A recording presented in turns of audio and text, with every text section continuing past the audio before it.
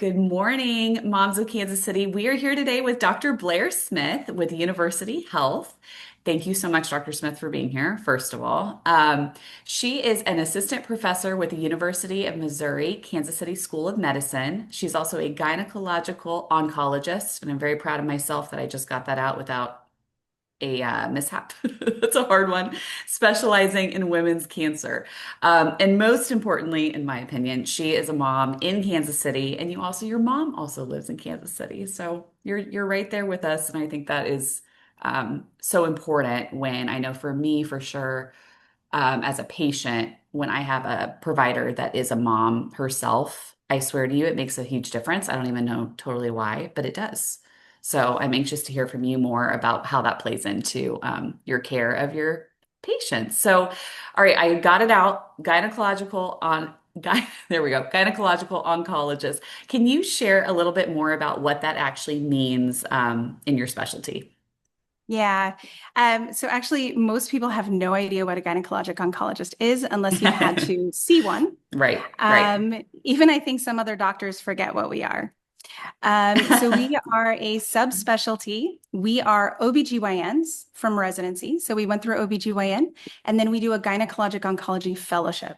Okay. And we are a very unique field. So we take care of women that have cancers of the reproductive organs. So specifically the ovaries, the fallopian tubes, the uterus, the cervix, the vagina, and the Right. vulva, which is the outside of the vagina, which some people forget about. Yes. Um, but we also are, so we are certified to do all of the complex surgeries related to that, but we are also certified to do all of the chemotherapy that's related to that. So that's what makes us Interesting. so unique. And that's why the fellowships are 3 to 4 years long. So we do additional Wow. training for 3 to 4 years. And that's also why there aren't very many of us. Right. It's a Um, lot of school. it's a lot of school, but it's a unique field in that when a woman comes and sees me and gets diagnosed with one of my cancers, I can Right. truly say that to them that I'm going to be there with them through the whole process. That's And so I don't great. think a lot of other fields get to do that. And so Yep. I think that's very special to us. And I think that's why it draws certain personalities into it. Yep. And that's kind of why we end up in this field. Literally, even reflecting after being in this field for over a decade, Yeah. um, there's no other field I would have chosen. It's amazing. Like And I it's truly feel like oncology in particular is such a calling um, because that's a hard one. So I appreciate what you do for sure. So you've compared treating cancer to treating other chronic diseases, maybe such as diabetes. Can you explain more kind of what you mean about that?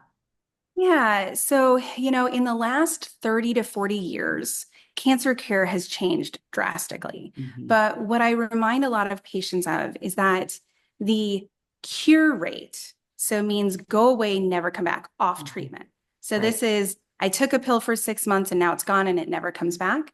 For Right. most cancer types, we have not been able to achieve that and an Right. increase in that cure. There are a few with some targeted therapies that we're finding we can do that. But with a lot of them, what we're finding is that we're able to find a medication or a chemotherapy where we can put them on that and they can stay disease free for prolonged periods of time. We're talking Right. years. It's So great. it's really changing what we're doing. But what that means is that it's more like diabetes, where you don't take your insulin for 6 months and then the diabetes goes away. You Right. have to take your insulin forever and oftentimes for the rest of your life, however that may be. But also, like diabetes, it comes with challenges. It Hmm. may become resistant. We may have to try other medicines. You may have side effects from the medicines. You may need things. You may get to the point where your body can't tolerate the side effects from the treatments. You may get to the point where your body can't tolerate the chemotherapy anymore.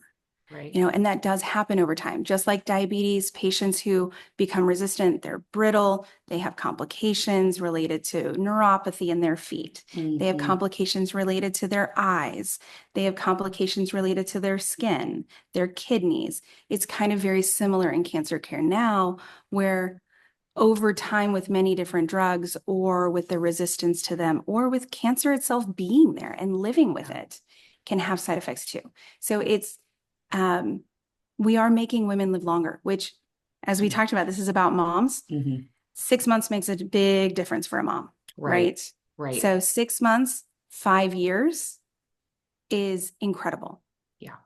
compared to what we would have said was incurable years ago. And even if we do say it's incurable, if I can treat you for 5 years and get you through high school or your Yeah. daughter's wedding or college graduation, and, Hmm. we think of moms and we think of little kids, but, I have moms who come in and say, I'm an 80-year-old grandma and my last grandchild is graduating from college and I've been to every single one of those graduations. I'm making it to that graduation. And I say, you betcha. What do we got to do? Like, Right. and so it's all part of that. And even if that means taking a break from chemo, adding chemo, switching from a chemotherapy to a hormonal therapy. I do a lot of different things because the goals and the dreams and the aspirations to live your life is what is so important, especially Right. for them, Oh, especially. yeah. And I'm sure that is highly individualized too, of Absolutely. how people want to tackle or not tackle Mhm. cancer. So, Yeah. Oh, yeah. I've had just to give you another alternative example, we think about yeah, the wanting to keep going, keep going. I right. had a patient who is not with us anymore. Yeah, But she got to the point where she said, okay, I got my daughter through high school. I don't want to drain my entire retirement fund, the only gift I can give her left to continue treatment if I know this isn't curable. And I right. am telling you, Oh my the gosh. courage it took to say that for her Yeah, is empowering. And right. so I learned from this. This Oh, is, I can't and even. you talk about being a mom. I bring this stuff and I'm like, I'm learning. I'm learning Yeah, every day from my moms. yeah, And it's incredible. yeah. So when a patient first comes to see you, I'm sure she will have, a ton of questions. Can we go over some like the common questions? Yeah. Okay, Yeah. so and you chime in obviously, but like how long has this been there? Is it aggressive? Will I have to have chemotherapy or radiation? Typical Yeah. questions. Yeah. So we're focusing on cervix cancer today. So I'm going to focus on that because Yes, every cervical. cancer type is Yes, very cervical. We different. could go, we could go many Cervix or directions. cervical cancer. Right, Uh, right. so, oftentimes what they want to know is what their treatment's going to be. And Yes. I think when I first have a patient come through the door, they've got a biopsy and that's all they have. And it's terrifying, Yeah, and I will tell you, some people bring their family, some people don't, and yeah, it's okay. It's whatever is comfortable for you. right. When it comes to that diagnosis, the thing to know about most cancers is that we have to oftentimes do additional imaging or testing to make a decision about treatment. Right. And so it's not a surprise if they come in and I say, okay, we need to do a scan or an Hmm. MRI or even another biopsy that's bigger, because sometimes it's so small that getting a bigger biopsy may change our management. Hmm. And so I have all those conversations that first day. Staging is what everybody asks me. What Right. is my stage? Yeah, And stage is critical to deciding about what treatment you're going to do. yeah. Staging in cancer, we do in three different ways. We do it with an exam, we do it with imaging, and we do a surgery. So, depending on cervix cancer, most of the time, cervix cancer is imaging and exam. And so then we can make the decision after that about surgery, chemotherapy, or radiation. I will tell you that with most cervix cancer today, unless it is caught very early, we are talking about chemotherapy and radiation. That was going to be a question for you was typically well, and I'm sure it's across the board, obviously, but where would you say most stages are when someone comes to you? Or is that totally not a valid question? But it's a valid and invalid question. Right, right, right. um, it depends on, honestly, I think it depends on the hospital system in Kansas City because we're talking about all Kansas City moms. Yes. It depends on access to healthcare.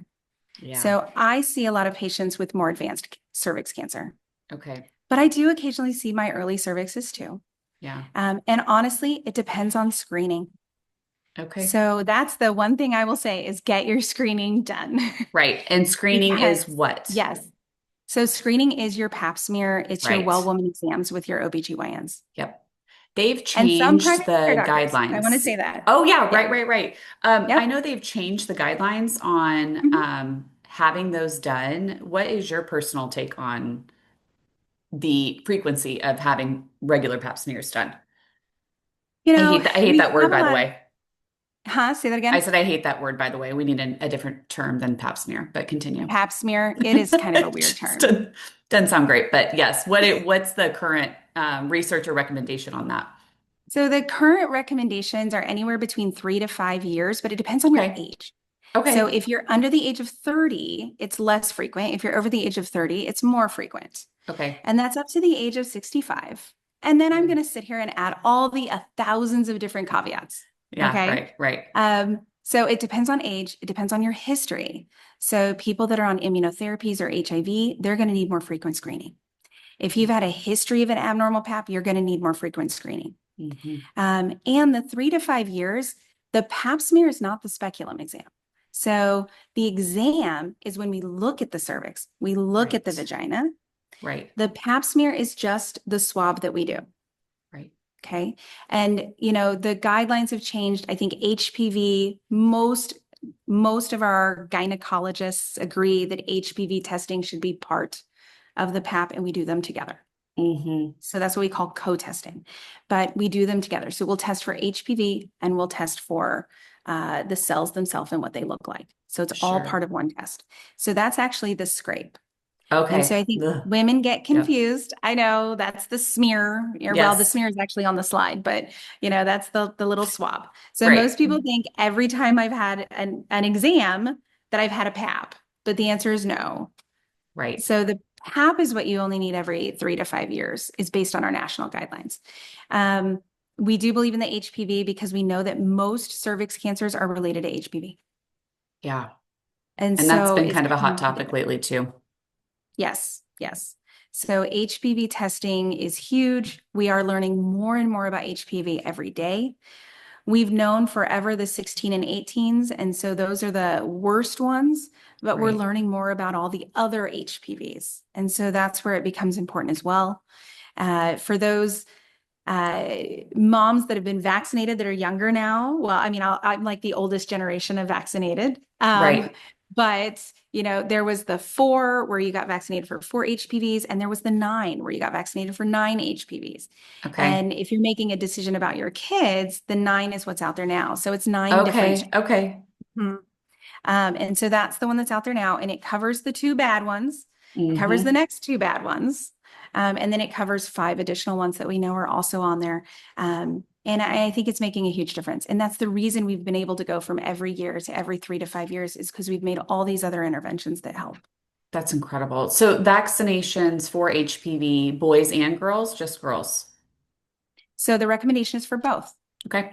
Yeah. I think that's important, an important thing to note with Yeah. that.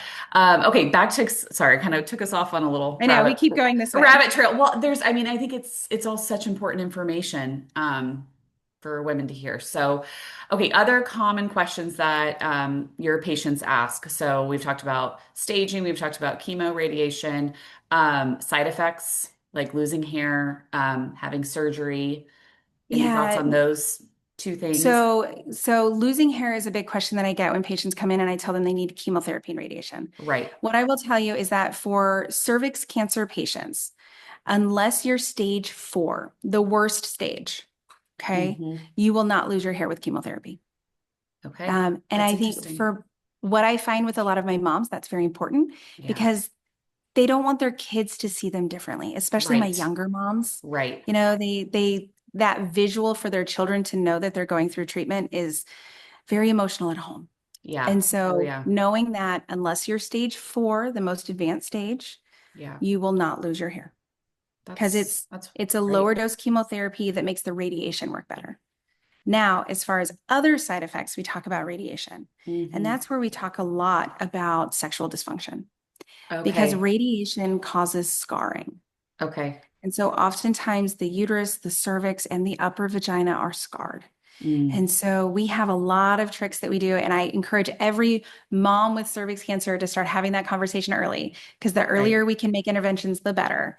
That there's a lot of things that we can do for sexual dysfunction, from dilators to lubricants to estrogen creams Right. to psychological therapy, because it's Yeah. very emotional too. Oh We gosh. even Yeah. have Oh yeah, we have things that we can put on, I'm going to say it, we have things we can put on the penis to make it shorter Right. so it doesn't hurt you. Oh Like my there's gosh, that's lots of amazing. tricks. There's lots of tricks. So That's it's just crazy. have that conversation. Yeah, yeah. Pelvic floor physical therapists that are literally trained to help us with Yes. our radiated muscles down there to relax them. So there's lots and lots of tricks that we can do Pelvic to just floor have the therapists are conversation. amazing. Oh no, that's so great. So great. Okay, let's see. Surgery. Okay, so if somebody comes in, they've tested, I don't know if that's the correct terminology, tested positive for cervical cancer, or malignant. You can tell I'm not in medicine. I'm in education, clearly. But um, and they ask you like, how did I get this? What is your answer to that? So we do know that a lot of cervix cancer is HPV related. HPV is a sexually transmitted disease. Right. Now, I'm not going to say all of them, and I think that's important. It depends on what kind. Okay. We do have non-HPV related cervix cancers. Mhm. So if they ask and they do have an HPV related, I do talk about HPV at that point. Okay. But the other thing to realize is that you didn't cause this. Yeah. It's nothing that you did wrong. It's nothing that you didn't do 10 years ago. All we can do is start from where we're at right now and move forward. Sure. And I know everybody wants to blame someone, everybody wants to blame anything they can, even if it's themselves. Yeah. But it's nothing that they did to cause this. Yeah. It just happens. Yeah. And the important thing is to figure out what we can do to fix it and move forward with it. Right. Right. What about women who are going through this treatment? Well, how does that affect fertility or having a baby? Yeah. So most cervix cancers, as I said earlier, are diagnosed at a little bit more advanced, in which case, with radiating the uterus or removing the uterus, obviously that affects fertility. Sure. So what kind of things do we have? So number one, if it's caught super early, you can sometimes do fertility sparing, where we don't remove Ooh, the entire cervix, we just remove part of it. There's two different ways that we do that depending on the size of the tumor. Okay. interesting. So there are options and opportunities if it's caught super early. So that's critical to know. The second thing that I've done for some patients is oftentimes these do not spread to the ovaries. So we can actually do a minor surgery where we remove the attachment between the ovary and the uterus and we move the ovary. It's not 100% that it will Hmm. work, but we Okay. have done this out of the area where the radiation is going to hit because radiation only affects what it's targeted at. Unlike Okay. chemotherapy that goes through your body, radiation is Sure. only what you're targeting it at and a couple of things around it. Right. So if we can move those ovaries, I have had some success with patients having their ovaries moved. Their ovaries still function after they finish their radiation, and they've been able to get eggs harvested and do surrogacy. So we've been able to get that done for a couple of patients as well. So there are some That's options that are amazing. out there. But I will say once the uterus has been radiated, it cannot carry a child. Okay. And I think Okay. that's a big deal. Yeah. Oh, absolutely. Absolutely. Okay, kind of a big one. What if someone does not have insurance? What does that look like? That is my world. Um, so number one is don't feel like you can't come see a doctor. Yeah. Okay. Yeah. So there's a couple of important things about cervix cancer and insurance. It depends on if you're in Missouri or Kansas, but Okay. most of the time when you're diagnosed with a cervix cancer, there are opportunities to apply for state-funded insurance like Medicaid. Okay. There are special programs for cancer patients. I can't say that all of them qualify, but there are special programs for them. So the first thing is come into a hospital that has a financial counselor that can help. Right. Even if you've tried before and you didn't get qualified, you may now. Okay. So that is step one. Yep. Step two is that we will always find something that we can do to help. You know, I have talked to consulates of foreign countries. We have gone to foundations to help support patients. Uh, don't feel like you will be completely turned away at the door the minute you show up, at least here. Right. And I think there are places that do not see uninsured patients. I think that is really important to know. I'm not going to lie Yeah. about that. Yeah. Um, Yeah. but if you've been turned away from one hospital, don't think you're going to be turned away from all of them. Sure. Should interject, we do. We do see uninsured patients, yes. Right. At University Health, that is actually a big part of what we do. And we're very skilled at dealing with patients that don't have insurance. That's Right. why we have an incredible financial counseling team. Yeah. We don't have every service available like IVF. Okay. So there are things that we may not be able to do here, but come talk to us. Yeah. Don't just run away. Don't hide. Yeah. Like, we're moms, we're passionate. We want you here. We Right. want to take care of you, and we'll do everything we can to figure out how to do it. Right. You guys are wonderful. That's fantastic. So we touched on a little bit of this earlier, but for moms, there are a lot of questions I'm sure that come up about life events, major life events like an upcoming wedding or, variety of things like you had mentioned earlier. Like, will I see my daughter walk down the aisle or my son? Those are really hard questions. So what do you tell a patient with that? And you touched on that a little bit as far Hmm. as treatment plan, goals. Trying to think. It's individualized. Yeah, So number one, if I have a patient that comes into me and is being hesitant about treatment, right. one of my first things is what are your goals? Yeah, Because it helps me if I know what that deadline is. yes, It helps me if I know what those goals are. right. Um, and then, I've said it, I think on another, like, yeah, I've said it before. I say it to patients. My goal is to treat your cancer so that you can live your life. Yeah, But if I don't know what your life is, I don't know what living is for you, it's really hard for me to treat the cancer. So I yeah, need to know those things. And if I need to navigate a treatment around it, I will tell patients, I'm 100% honest. If it's unsafe, if it's going to hurt you, but even if hmm, I say your outcome may be a little bit worse, but if you want to delay it one more week so you can feel good when you go to your daughter's wedding, that's your choice. yeah, That's your autonomy. yeah, And those are the conversations that I have with patients every day. yeah. Like, I want to know what those goals are because That's that just ultimately helps me. Or if it's sure. not losing your hair, Yeah. Oh, yeah. whatever Yeah, that yeah. goal is. That's so Yeah. great. So okay, here's another question. What about menopause? So if a woman has gone through cervical cancer treatment, how does that affect menopause? Will they still go through menopause and can they still do hormone replacement therapy? Yes, yes, and yes. So, will it affect menopause? Yes. It Okay, depends. I'm going to say it depends again. If they're caught early stage and we do not have to take out the ovaries, then they can keep their ovaries and they'll go through menopause, at least hormonal menopause, whenever they right, naturally would have. Okay. right. But for the majority of patients who have to have some form of radiation, when the ovaries get hit with even a baby dose of radiation, they don't like it and they will Yeah. oftentimes shut down.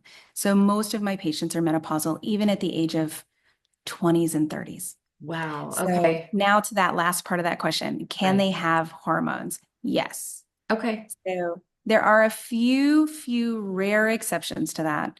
And we're talking about in general cervix cancer here. But the majority of cervix cancers are not hormone sensitive. Hmm. In fact, I start women on hormone replacement therapy. And we do it because we know that having your ovaries shut down at that young age can affect your bone health.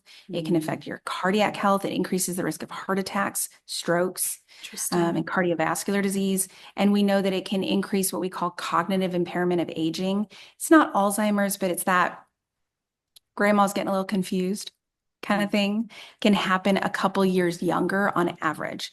okay. So oftentimes with my patients, I recommend hormone replacement therapy up until about the age of 50, but it also depends on as long as they don't have something else that makes them contraindicated to hormones. Sure. Um, so hormone replacement therapy is okay. Wonderful. Yeah. Okay. This is so fascinating. This is obviously a topic that I I didn't know a lot about, but it's gosh, that's just amazing and all the advances and what I'm hearing from you is that there are so many options of, God forbid you're diagnosed with this. there is a plethora of tools and avenues that you can take that are highly personalized for a mom or a woman to do. Well, and the thing I don't think that we've touched on yet, that I Right? think I kind of skipped over, I think you mentioned it and we Yeah, just didn't get there, sure, is probably. that cervix cancer traditionally, again, there are many different variants, but most cervix cancer is slow growing. Oh, that's a So, great, yeah, right, yes, number one. And even at stage 4A, so there's, we have all these staging. So it's 1, 2, 3, 4. And then within those stages, we have like A, B, sometimes C's, and all that tells us as physicians is how far is it spread, where, and how do we decide on treatment? The right, thing to know about cervix cancer is all the way up to 4A, even 4A has a 30% cure rate. right. So remember what I said, what that means? That means go Hmm. away and never come back. Yeah, So cervix cancer is actually very curable, very curable. that's Well, and I say cure. huge. Cure is 3 years, no evidence of disease for that stage 4A. I will say that Right. because we only track women for so long. So I don't know how many of those come back after 3 years, but not very many. Yeah. We know that most of them, if they're going to come back in the first 2 years. That's why we see you all the time for two Yeah. years after been diagnosed Frequent, with it. We're like, frequent all the flyer. time. Um, but stage 2, stage 3, it's still very, very curable. Yeah. Um, so I think like I maybe if somebody's watching this, if you get that first call and you hear that word, just like step 1, slow growing, curable until you hear Yes. otherwise, Yes. like just kind of take a deep breath. Because your mind is going to start thinking of 1,000 other things at the same Oh, time. yeah. Um, just just kind of take that in and then say, I need to get into seen. Yeah. You Right. know, you Do you know. recommend people going on Google and looking up their, Um, recommend not so much, right? but do I tell them to avoid it? No. I mean, you're Hmm. going to be Yeah. curious. You're going to It's have questions. hard. It's so hard. I like it's actually funny because I kind of Google, especially the AI stuff, can oftentimes be very wrong. So I do warn Right. patients Right. because like I said, there's many different types, there's many different variants, there's many different stages. And so if you subtly type in the wrong thing, it'll give you something that's not you. Yeah. And so you got to be kind of careful with it. Um, but I don't discourage it. If you Yeah. want to look up stuff, teach me. Right. Like Right. that's how I learned about there's a new device that women can use for sexual dysfunction after radiation of the Oh, pelvis. And I learned it from fascinating. a patient. I was Yeah. like, oh, show me what this thing is, like Uh-huh. teach me too. Um, but just what I always tell patients is don't freak out until you come talk to me. Like it's Yes, okay to do it. Just don't I think freak that's out. excellent advice. I feel like anytime I've had anything, which knock on wood, it's never been cervical cancer, but um I remind myself like I'm going to talk to my doctor and that's going to be my source. Yeah. As step one, so I don't derail because it's very Yeah. easy to derail when it obviously comes to your health. So, Yeah, and oftentimes I can tell them what the information they were reading and why it's a little different to them. right, right. Oh my gosh, this is amazing information. Dr. Smith, kind of in closing, anything we haven't covered, any thoughts, any I don't know, last little tidbits. What I'm hearing as a listener is I need to make sure I'm having my exams. I need to make sure I'm having pap smears done whenever is appropriate for my personal situation, age, history, all that. Anything else?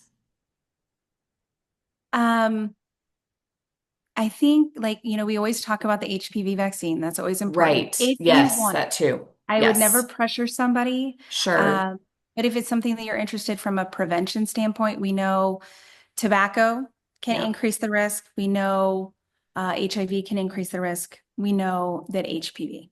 So those are the Right. three. Everybody asks me, what can I do to reduce the risk that I get it? Those are Yes. the three main things. Okay. Um, the other thing that I get from a lot of patients that are survivors is what can I do to prevent this from coming back? Right. Um, and so those same three things are there, obviously. And when I say HIV treated, HIV Hmm. controlled low viral load is good. So it's Okay. if you have HIV, I'm not saying that's it, you're done. It's Hmm. make sure you're getting it treated and you're keeping on top of it with your infectious disease doctor. that can Right. help prevent it from coming back. Regular exams, and talking to us about any side effects that you're having, Okay. I think is the biggest thing. I do actually still offer and recommend the HPV vaccine to my cervix cancer patients after they've already had it. Okay. We don't know the long-term data. This is, more anecdotal. Yeah. We're starting to see that with pre-cancers, that getting the HPV vaccine afterwards can help prevent recurrence. Whether or not it does it to cervix cancer, we don't know yet, but it's not going to hurt you. Yeah. So I do Yeah. still talk to them about it. That's great. Um, and then partners, I get a lot of questions about partners. Can I get this from you? You cannot spread cervix cancer. Right. You can spread HPV. So that is one thing to be aware of. Um, I'm trying to think if there are any other really good questions. Oh, Yeah. this is not considered hereditary. This is a good mom Oh, question. that's a These are very not good one. hereditary. Okay. Love So that. don't, there is, yeah, I'm trying to think of, they're not considered hereditary. So Okay. take a Like as deep breath. opposed to breast cancer, right? Correct. Or Like, ovarian or or endometrial, ovarian, it could be. right. Yep. Okay. Okay. That's really interesting. So you're Good. not going to give That's this to your great. kids. That's a Yeah. positive. That's a good one for moms. That is a good one for moms. Yes. Dr. Smith, Um, oh, go ahead. yeah. Go ahead. Sorry. And what do you do if you have questions? Yes. The first step is talk to your gynecologist. Like if you don't already have it, talk to your gynecologist. If you have cervix cancer, talk to me. Yeah. Like I'm happy to talk to anybody, Right. like about whatever is going on, questions that people have. I see my patients very frequently. Write down those questions, bring them with you. That's why you're coming in to see us. Right. Right. Definitely. Thank you so much. This is amazing. Amazing. I just I'm like, think do you you have any other are, questions? I know. I'm sure, you know what? I'm sure as soon as I sign off here, I will have more questions, but we will have we'll have all your contact information, university health, everything on our landing page and in our show notes. So if there is a mom listening that has this need right now or has any questions, they will know exactly where to go. So thank you so much for your time today. You seriously are a gem, and I just am in awe of what you do every day. Truly. Thank you. Thank you for having me. Anytime you want to Absolutely. chat, I'm happy to chat. Sounds good. Thanks, Dr. Smith.